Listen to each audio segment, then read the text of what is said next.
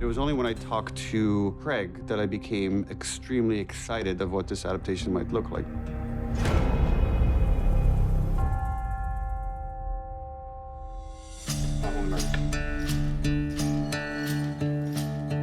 We asked Nico Parker to play an incredibly challenging part. We have to fall in love with her. And she also has to be a specific kind of person, very different than the person that Joel is going to meet later in the episode in the guise of little Ellie. It was important for us to present the audience with a Sarah that we felt we could follow for the rest of the series. She's almost the protagonist until disaster strikes. Something that Nico Parker and Pedro Pascal pulled off gorgeously. Nico Parker, my original daughter, my Sarah, she is the person that I live for. Without her, I don't have purpose. He's the best. I could not ask for a better on-screen dad. A lot of the time with acting, you're not always seeing what you're reading and what the audience is seeing. So a lot of the time you're kind of making up in your head, which on one hand is really amazing because you can create this whole narrative in your brain that then you get to follow through with. And on the other hand, it's like you're watching someone die and you're just staring at like a patch of grass and like, the amazing thing about Fort McCloud is it was like you could just really immerse yourself because it's all in front of you. Like any time where I was scared, I was genuinely really scared. Dad! Oh, shit! And I just remember being like, oh my God. We are not sick! So this is how it begins. It begins with tragedy. Which is ultimately the event that shapes the character for the rest of the show, for the rest of his life. It is the point of identity for Joel. That kind of love, that unconditional love, is beautiful and can be very scary at the same time. We didn't do a lot of rehearsing because I think we both kind of wanted to savor all of the passion and everything. The feeling I had after the first take of adrenaline. The emotion there is heartbreaking, and it's ugly. The way she dies is not pretty. It's not meant to be pretty.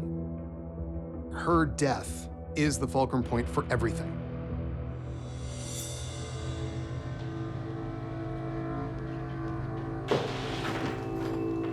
My name is Marlene. I'm the leader of the Fireflies in the Boston QZ.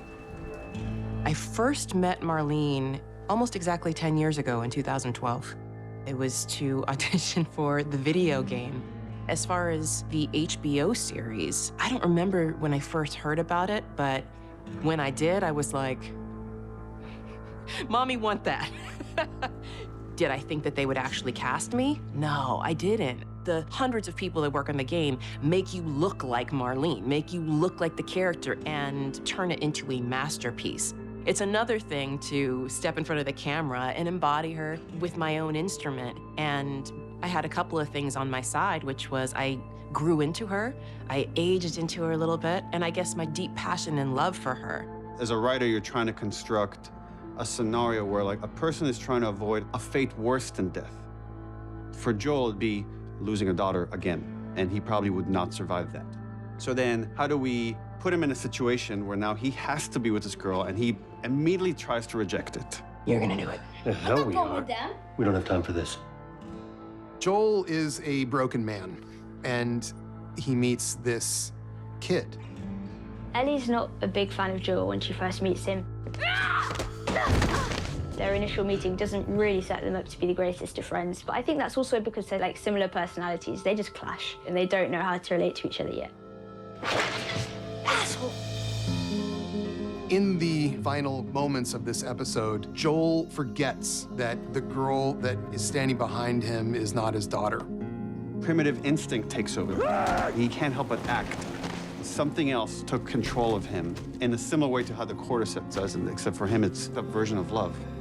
The most remarkable thing about that moment is that when Ellie watches him beating a man to death, she is activated. Earlier in the episode, when Sarah sees him killing this old woman who's infected, who he has to kill, You killed her. she cries. Baby, I'm sorry. Ellie doesn't cry. Ellie likes it. She likes the idea of somebody defending her like that, and she likes the idea of that guy being punished. And this is where you begin to see the problem. but also the deliciousness of the pairing. These two were meant to be together, but look out.